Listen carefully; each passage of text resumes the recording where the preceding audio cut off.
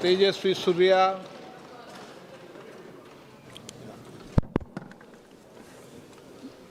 Thank you, Speaker, sir. You have given me an opportunity to speak in this very important debate. Speaker, sir, today is truly a historic day because finally, the women of India who have been waiting for almost 40 years for their right, for their due to participate in the national policy-making process will finally get their share.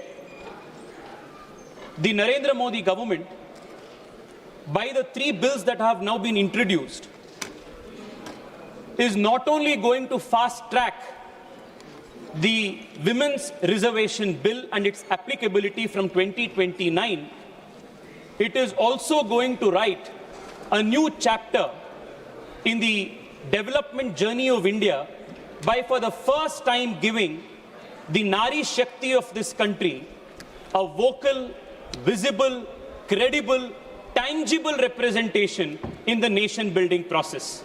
I would want to, on behalf of all the women of this country, congratulate and thank Prime Minister Narendra Modi for these 3 very important and historic bills that are fast-tracking, catalyzing the participation of women in the country's politics. Speaker, sir, the journey of the Women Representation Bill, the Women Reservation Bill that started in 1996 and is finally now seen crucial in 2026. This 30-year journey has seen a checkered history. At least a half a dozen times, the bill was introduced, and on one pretext or the other, especially parties who are now in the opposition, delayed, disrupted, and ensured that the bill does not see the light of day. We still remember when earlier the bill was introduced in the earlier government's tenure, leaders from Samajwadi Party and the RJD tore up the bill in this house and said this women reservation bill will pass only over my dead body. The country remembers this kind of emphatic opposition that they gave to the women reservation bill at that time. ये अटके रहा था, 30 साल के लिए अटके रहा था। आज नारी शक्ति वंदन अधिनियम जो पारित हुआ है, वो सिर्फ और सिर्फ भारतीय जनता पार्टी और नरेंद्र मोदी जी के कारण से वो पारित हो चुका है। अध्यक्ष जी, even today, the opposition has now come up with a new argument, a new pretext to further stall and further disturb and oppose the application of the Women Reservation Bill. And the new pretext that they have come up with is this vacuous opposition, this baseless opposition to the delimitation exercise. When the Nari Shakti Adhiniyam was passed in 2023, and it was passed unanimously, all political parties agreed that the Nari Shakti Vandan Adhiniyam, the Women Reservation Bill, will be applicable after the census and a delimitation is undertaken. This is the mandate of the Constitution that everybody voted for. Today, the opposition has taken a U-turn. They are now opposing the fast-tracking of this bill in the 2029 elections and saying we want to oppose this because we don't want the delimitation exercise to take place. I come from the south of the country, the southern state of Karnataka, Speaker, sir, just like you represent from Kerala. Speaker, sir, over the last 3 days, we have seen a systematic misleading and propaganda by certain members of the opposition in the most irresponsible, anarchic fashion to mislead the people in the south of India.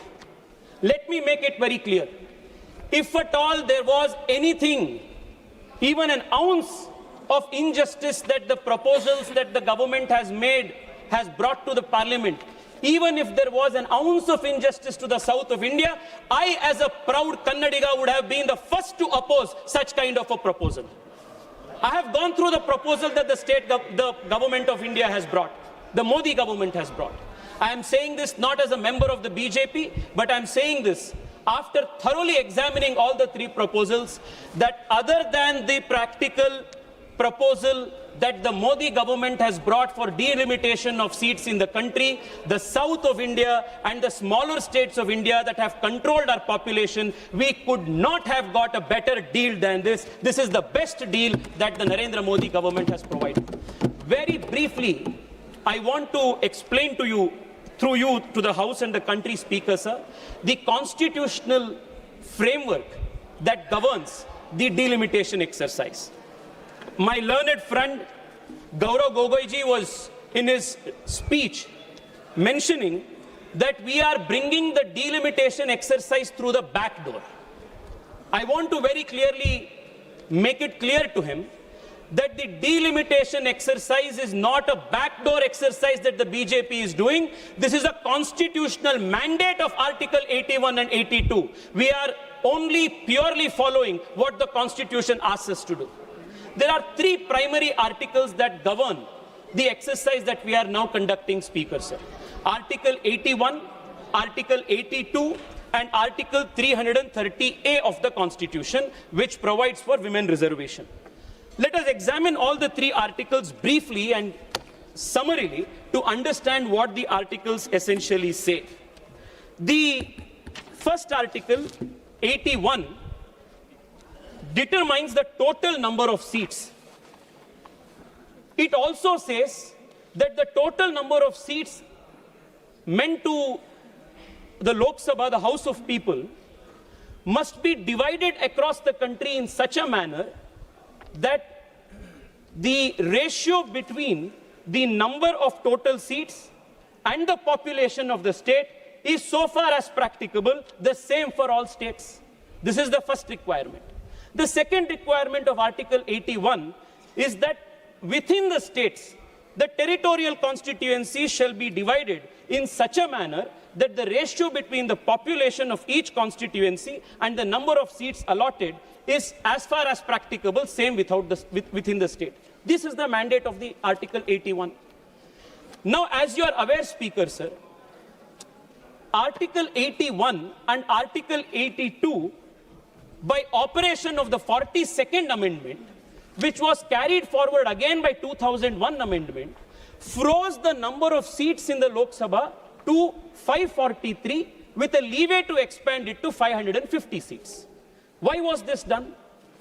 In 1997, when this was first discussed, the population in the country had not stabilized. Therefore, a compromise formula was taken that let us not put the southern states which have performed well in population control, let us not penalize them, let us freeze the number of seats. The same thing continued even in 2001. In 2001, while considering this bill, the then Law Minister, Arun Jaitley ji, said this to the floor of the House. He said the national population policy also envisages that the year 2026 shall be the year in which the population of the country would hopefully stabilize.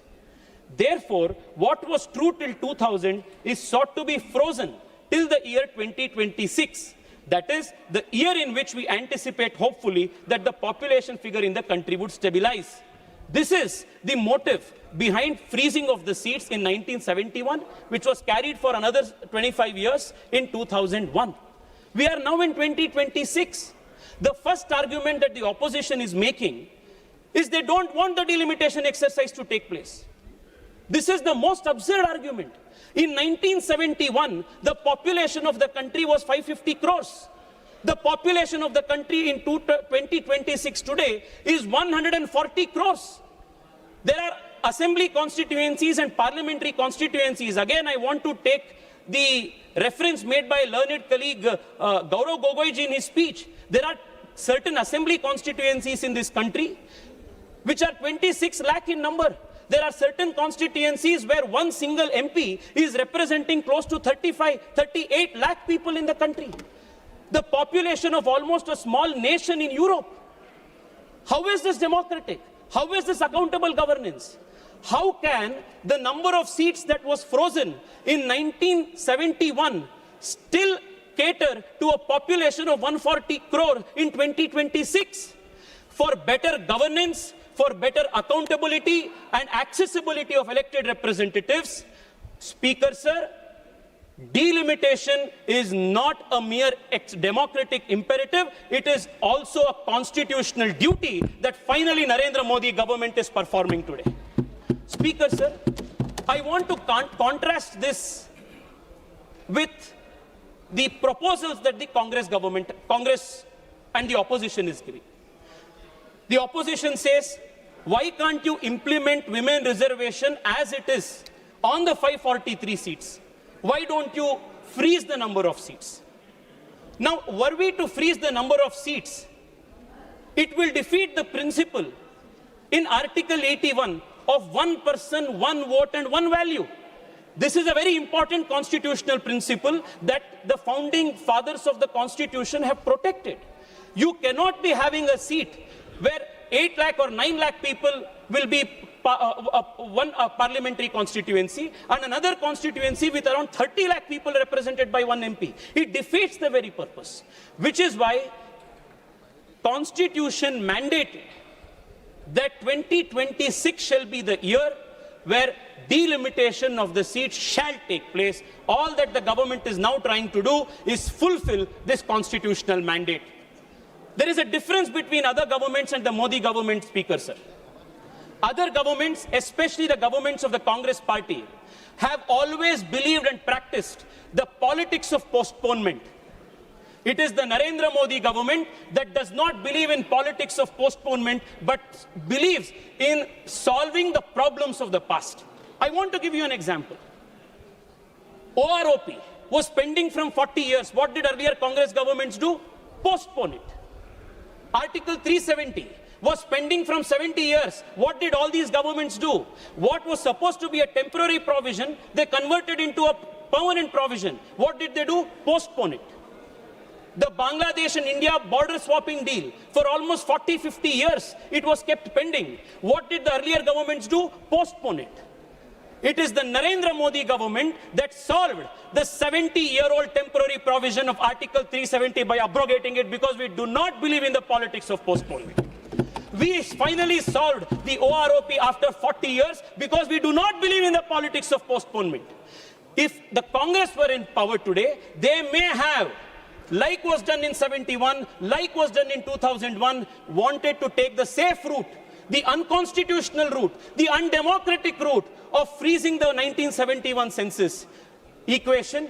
But the Narendra Modi government has decided to bring a new equation to the scheme, which is going to give more seats to all states, more representation, and while doing this, follow the constitutional mandate of delimitation based on one vote, one value principle.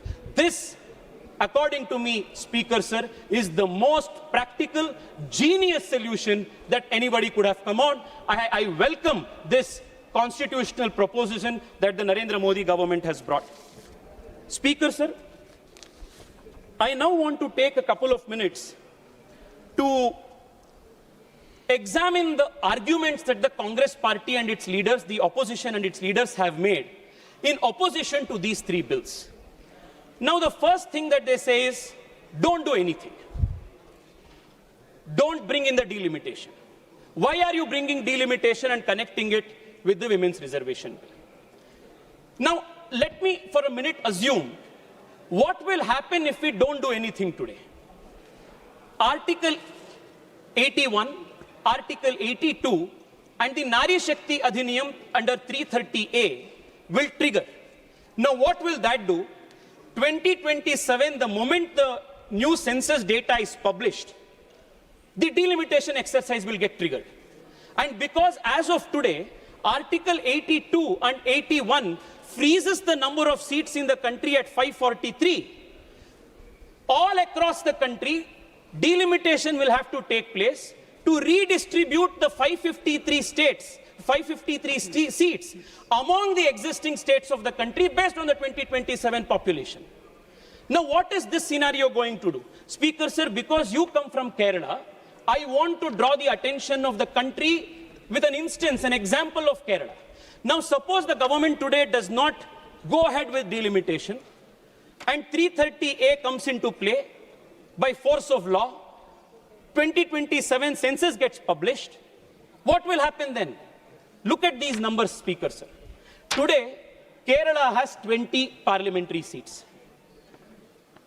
If you will divide based on 2027 projected population, the population of the country and population of Kerala, and divide the 553 seats across the country from north to south, then Kerala will lose 6 seats.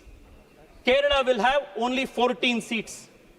Now, on these 14 seats, bring 1/3 representation for women that 330A Nari Shakti Adhiniyam brings.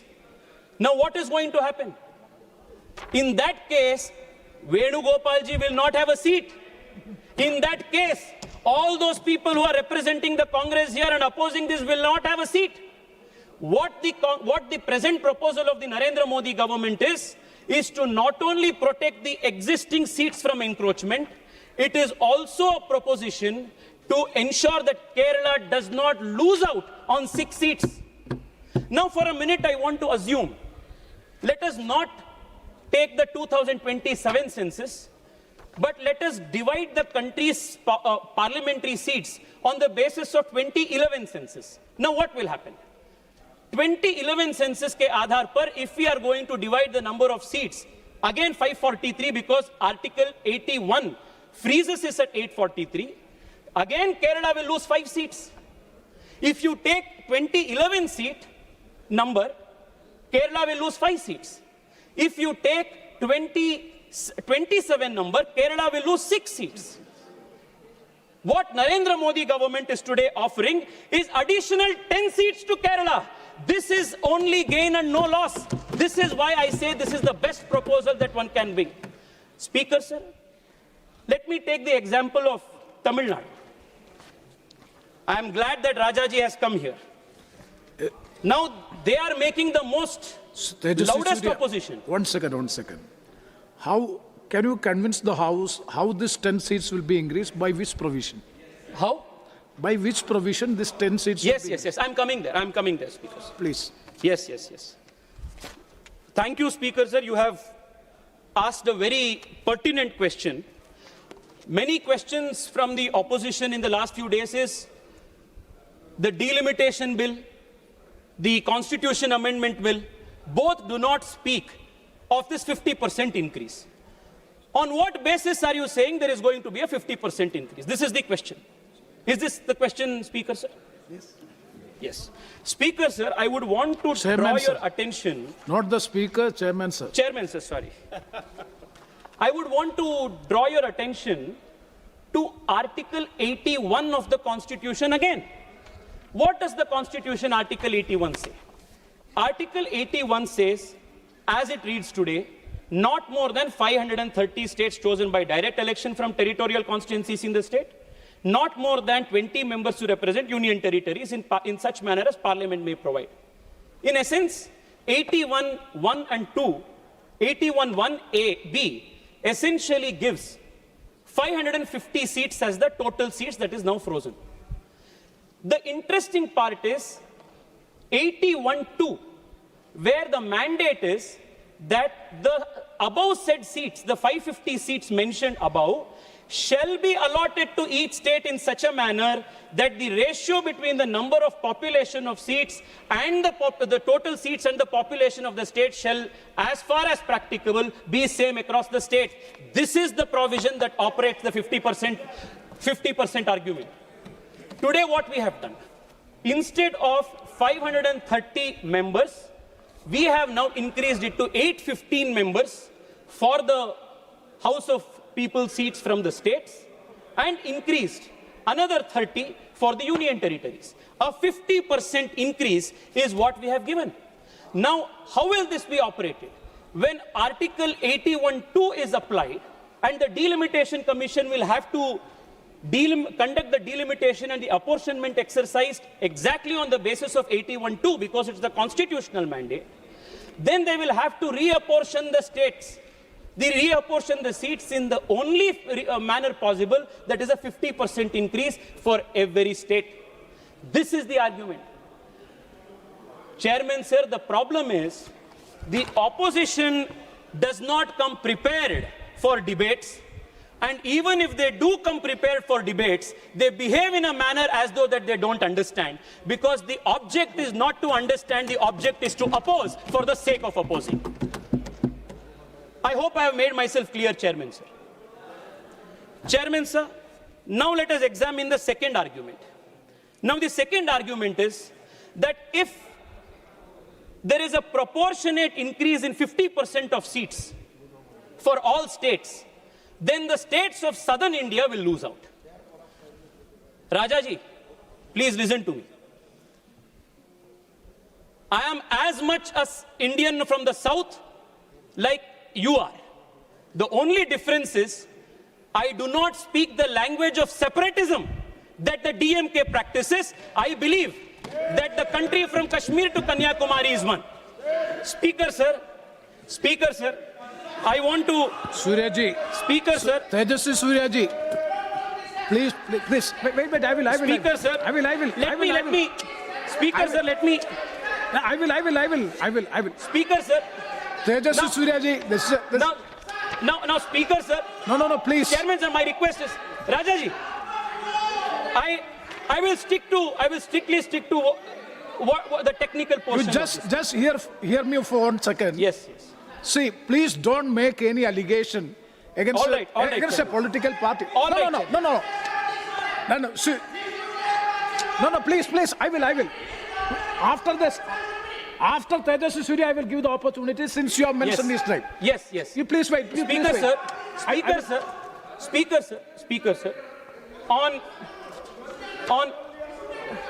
Speaker, sir, 1 second. Rajaji, I want to take your attention.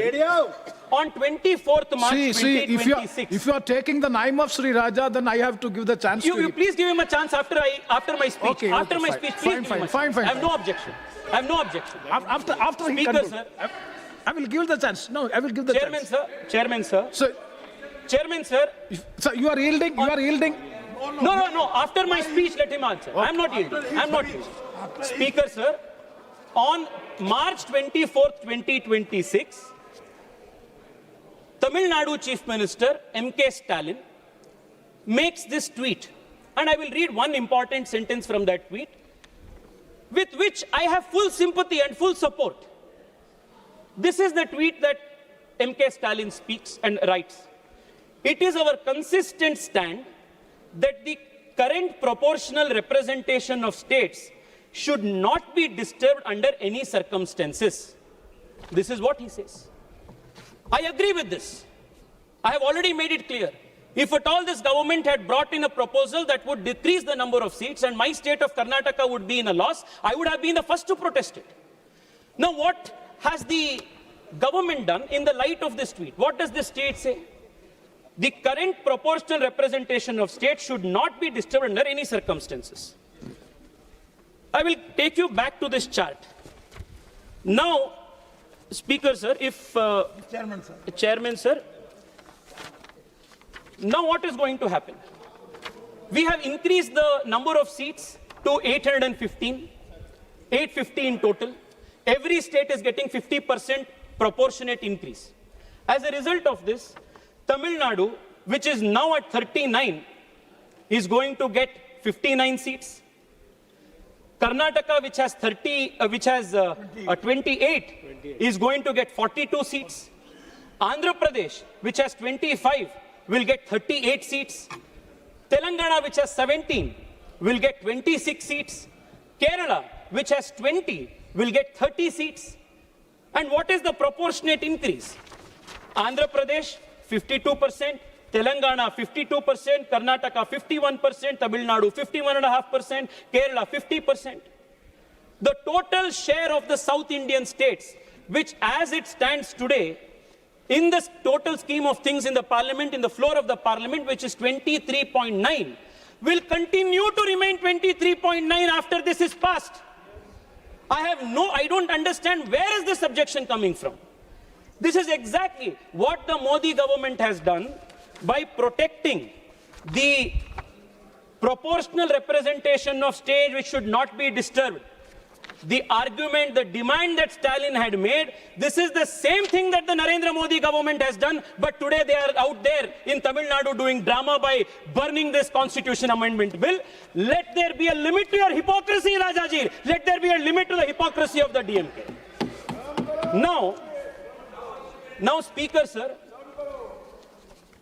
now the question is, what will be the scenario if we do not increase the seats proportionately by 50%? One of the arguments that has been proposed, advanced, is why don't you simply stick to 2011 census numbers, and based on 2011 census, without the 543 limit, increase the number of states. Now, if we were to increase the number of seats purely on the basis of 2011 census, by not providing... He's not yielding. By not providing a 50% increase, Chairman, sir, this will be the scenario. Tamil Nadu today has 39 seats. If delimitation were to be conducted purely on the basis of 2011 census, it will be 49 seats. What Narendra Modi government is giving to Tamil Nadu today is 59 seats, 10 seats more than what the opposition is arguing for. Kerala has 20. If only by 2011 census, if we had done the gerrymandering or the demarcation of the seats, Kerala will get only 3 seats in rice, 23 seats. Kerala today is getting 30 seats in rice. Karnataka today has 28. If only by the population, if we were to do for 2011 population, Karnataka will get 41. Karnataka is now getting 42. Andhra Pradesh is 25. If only by 2011 you do, it would be 33. Today, Andhra Pradesh is getting 37. Whichever way you look at it, if you look at it from the way of 27 census, if you look at it from the way of 2011 census, if you look at it by 543 as redistribution, or by taking away all of these things and only basing it on population, none of these permutations and combination is going to give the southern states as best a deal as what Narendra Modi government has now given by this 50% proportionate increase in the population, in the seats formula. Now, Speaker, sir, now this is the second question. Chidambaram Saab yesterday has put a long article, a tweet, and said that the proportionate voice of the South Indian states will get diluted if there is a 50% rise in the number of seats. My question is, today, the share of the South Indian states in the overall scheme is 23.7%. It will continue to be 23.7%. How will the voice of the South get diluted? Second, the majority margin, the halfway mark today is at 272. If there is going to be a 50% increase in the total number of seats, naturally the halfway mark also will jump by 50%. So this whole argument that the southern states is going to lose because of the proportionate 50% increase, I will say, is not only a vacuous argument, it is an illogical argument, it is not only an unconstitutional argument, but most importantly, Speaker, sir, this is a mischievous argument that comes from creating anarchy in this country by misleading the people. Speaker, sir, now I would want to take a few minutes of the time allotted to me to examine the alternatives that the Congress party and the opposition has proposed. Now, there are broadly 3 alternatives that the Congress has proposed. The first alternative is, don't increase the 543 number of seats. Let the delimitation exercise or the Nari Shakti Adhiniyam come into existence, come into force on the 543 seats. I have already explained that one, it is constitutionally impermissible because Article 81, 82 demands the value of one vote, one value. Second, if we were to redistribute 543 seats based on 2027 census or 2011 census, the proportion of the seats that the southern states today have is going to further get reduced. Therefore, this first argument, the argument of postponing of delimitation exercise or the argument to freeze the number of seats as per 1971 absolutely holds no constitutional value and therefore must be rejected. Second, the argument that the opposition is making, the Chief Minister of Telangana has made, is to propose a very interesting hybrid model of linking the population of the state along with the GSDP, the state's per capita contribution and the state's gross development of the state. Now this argument, I don't know, Speaker Sir, who has advised the Chief Minister of Telangana. Either I can only say that they don't wish him well, because this proposal is laughable at the best and impractical at the worst. Let me explain why. First, if you will say that the vote of a common citizen in Telangana has more value than the vote of a common voter in Bihar, then you are defeating the constitutional principle of one value, one vote. आप किसके आधार पर देश में ये delimitation और exercise करना चाहते हैं? जो अमीर है क्या उनके लिए ज्यादा वोट होगा? जो गरीब है क्या उनका वोट नहीं है, उसके लिए वैल्यू नहीं है? ये किस प्रकार के आर्गुमेंट है? अध्यक्ष जी, if you will take this argument further forward, Mukesh Ambani will have 1 lakh vote and somebody like us will have only 1 vote. Is this the kind of logic that the Congress wants to build? Speaker Sir, this argument by this alternative by Telangana Chief Minister of linking delimitation and number of seats to the GSDP of the state is the most foolish argument anybody can prosper. This is unconstitutional. This defeats the value of one man, one vote, one value that the Constitution promises. Second, Speaker Sir, there is another very important dimension to this. GSD देश के GDP हो या प्रदेश के GDP हो, ये 10 साल 15 साल वो stagnant नहीं रहता है. It is not going to remain constant. Every 6 months GDP can go up, GDP can come down. 1 year GDP will be high, another year GDP will be low. Now suppose you are going to link delimitation and number of seats with the GSDP of a state. Will Telangana's and other states' number of seats keep getting fluctuated? Today, this year was a good monsoon, GDP was good, so Telangana will have 2 extra seats. Next year, Tamil Nadu had bad rainfall, therefore GDP fell down, so Tamil Nadu will lose 2 seats. Is this the argument? These are the kind of laughable alternatives that the Congress party is proposing, and on the basis of this they are misleading the people of this country. Now the second alternative that they have proposed, the third alternative. The first is not do anything. The second is which they are experts at. क्योंकि जब आप Congress party के politics को देखते आते हैं, they are the practitioners of politics of postponement. हर चीज जो देश के सामने बड़ा मुद्दा आ जाता है, when they cannot address it, what do? Postpone कर दो उसको. That is their first reaction. Their first proposal is postpone it, कुछ मत करो, इसको freeze करो, which is unconstitutional. Second, the Telangana CM's proposal linking GSDP to number of seats, which again, like I demonstrated, Speaker Sir, is the most ludicrous argument. Third argument that they have given, that I read, honorable member, learned friend Shashi Tharoor has made. He has said that there should be a digressive proportionality model as per the European Union Parliament. Now, while this, true to Shashiji's nature, sounds very sophisticated, actually does not make sense in the Indian context. Because the moment you are going to introduce this principle of digressive proportionality, it once again violates the principle of one man, one vote, one value. Second, larger states in the south of India, like Tamil Nadu, like Karnataka, which are today the 6th most populous state, 8th most populous state in the country, are going to again get a raw deal because of this digressive proportionality argument.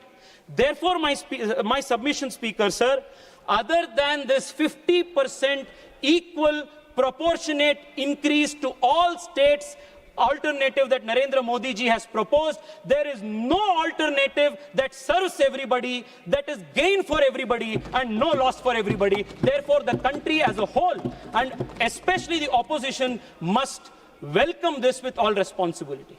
Speaker, sir, the other argument that has come in criticism of this 800 plus seat increase is that if you increase this number of seats of the Lok Sabha to 800 plus seats, then it will become an unwieldy Lok Sabha. That the Lok Sabha will be so big that you will not have healthy debates, healthy discussions. ये बहुत बड़ा ये unwieldy हो जाएगा. This is the argument that Manish Tiwari ji has advanced. Now I want to ask myself, Speaker, sir, the productivity or the quality of outcome of a Lok Sabha or the body like this depends not just on the number of people, but on the quality of the debates that take place, the number of sittings that we do.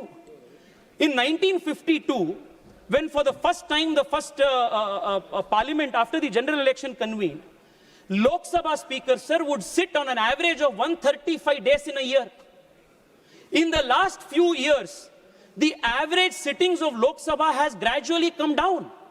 And last term, it has come only to 55 days. Why?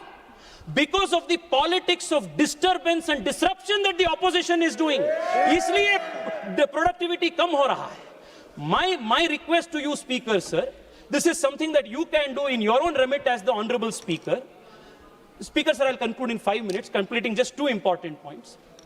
Speaker, sir, when we have now increased the size of the Lok Sabha to 850, we should also proportionately increase the number of sittings of the Lok Sabha to be at least half times more than what we are now doing. Speaker, sir, you have started a great tradition by increasing the number of hours allocated to 0 hour. Many first-time speakers, first-time MPs, who till now had got no chance to speak in Parliament, they got a chance to speak because you gave more time. My request to you, Speaker, sir, is when the Parliament is going to become a 850 member body, instead of around 55 number of sittings that we do per year, if the Lok Sabha were to sit for 125 seats, or like in the case of the Japanese Diet, if we were to sit for 150 days, then every single member representing every single constituency will get more than enough time to place on the floor of the House the problems of the constituents. This is something that needs to be done. Speaker, sir, now I will also want to explain, Speaker, sir, why this whole attention that the opposition parties and a few regional parties in the south, led by the DMK, why are they doing so much noise? And why the tears that they are shedding is nothing but crocodile tears? Yes. Speaker, sir, I thank heavens that in 2026, when the country is doing delimitation, Narendra Modi ji is in power and Bharatiya Janata Party-led government will do the delimitation. Because if you remember, the way the Congress party, the UPA, divided the two undivided Andhra Pradesh into AP and Telangana, it was done in the partition of AP and Telangana was done in a worse fashion than the British did the partition of India and Pakistan. This is the kind of legacy they have, Adhyakshi. Adhyakshi, I want to conclude by bringing to your notice only one important aspect. In the last 10 years of the Narendra Modi government, the south of India has enjoyed great support, encouragement for the developmental ambitions of the south.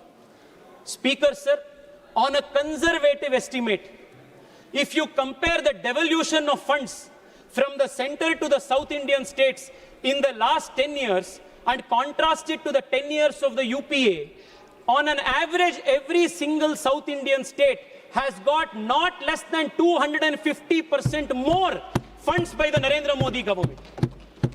The Narendra Modi government has also increased the budget for railway lines.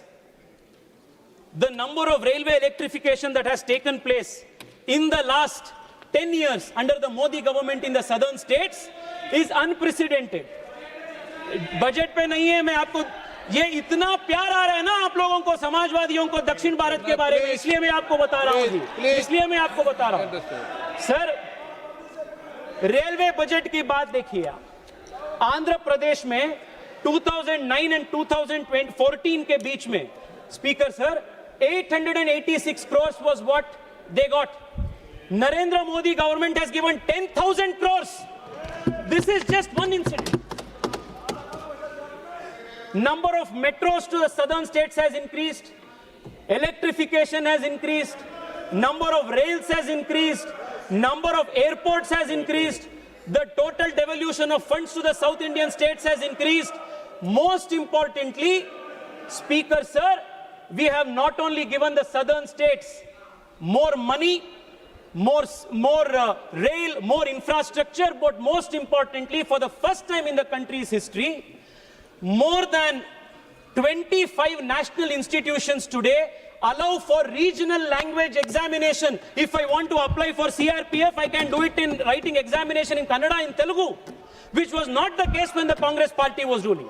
We have respected language, we have provided more development, and today Narendra Modi is also providing more seats and more proportion allotment to the southern Indian states by protecting the South's voice in the total parliament, the floor of the House. Speaker Sir, I want to conclude by one last point that needs to be addressed. Speaker Sir,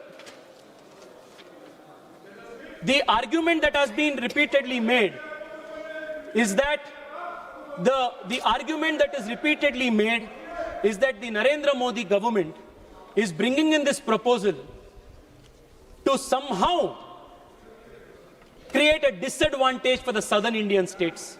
Nothing at all, Speaker Sir, can be farther more than truth than this particular assertion.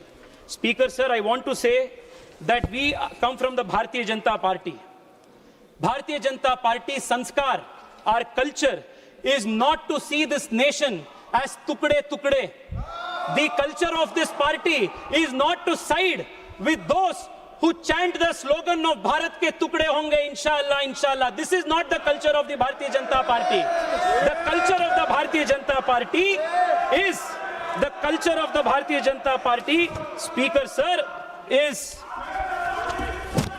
the culture of the Bharatiya Janata Party, Speaker Sir, is Himalayat samarabhya yavat Indu sarovaram tam deva nirmitam desham Hindustanam prachakshate. Jo desh ऊपर हिमालय से नीचे भारत के इंदु सरोवर तक है, वो पूरा देश जो अखंड है, अविच्छिन्न है, वो भारत है. This is the commitment of Bharatiya Janata party. वो कन्याकुमारी हो, वो कश्मीर हो, वो कच्छ हो या कामाख्या हो, we will support for the integrity, sovereignty, unity of this country, because that is not only a constitutional mandate, but most importantly, the Bharatiya Janata Party's Karyakarta believes that it is our civilizational duty to protect this country. This is what differentiates us from the parties like the Congress that sides with tukde parties, and like the DMK, which speaks the language of separatism. We abhor your politics, we reject your politics. In conclusion, I want to say, if the UPA and the opposition today, Speaker Sir, is going to vote against these most practical, most constitutional, most inclusive proposition, then for years to come, the history of the country will remember the opposition and all of you sitting here as not only opposition to the women of the country, but also to the interests of the southern Indian states of the country. I want to emphatically say again, if you will reject this, if you will vote against this, the people of this country, the women of this country will never forgive you. The people in the south of India will never forgive you, because your politics is not a politics of inclusion, your politics is a politics of anarchy. I really hope that you will honestly examine the merit of this proposition and also honestly examine the hollowness of your own arguments and finally vote in support of this historic bill. I once again thank Prime Minister Narendra Modi for not only giving voice, finally after 40 years to the women of this country, but most importantly for protecting the interests of all southern states and all important small states of the country. Thank you, Prime Minister, sir. Thank you for what you have offered to the South. This is the best deal ever possible. Thank you, Speaker, sir. Shri Akhilesh Yadav.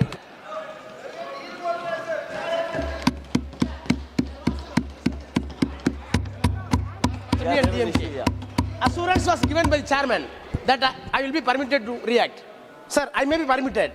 Sir, Tejasvi Surya, honorable member, made a clear allegation that DMK stands for separatism of the country. Sir, in 1971, when Pakistan launched a war, we gave 6 crore, which was not matched by any other state, to maintain this nationalism of the country. In 1999, when Vajpayee was the Prime Minister, Tamil Nadu government, led by Dr. Kalangir Karunanidhi, gave 100 crores for the Kargil war. He should not teach nationalism for us. We are for the nationalism.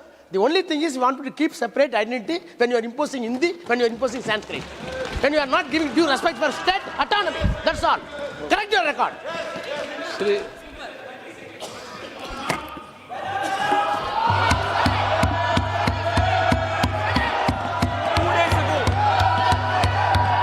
Speaker, sir, 2 days ago, the Chief Minister of Tamil Nadu, M.K. Stalin, has put out a video. In that he has said that if the central government is not going to take the bills back, then we will remind them of 1950s and 1960s. What does he mean by that? 1950s and 1960s. Akhilesh Yadav ji. अध्यक्ष महोदय Akhilesh, please.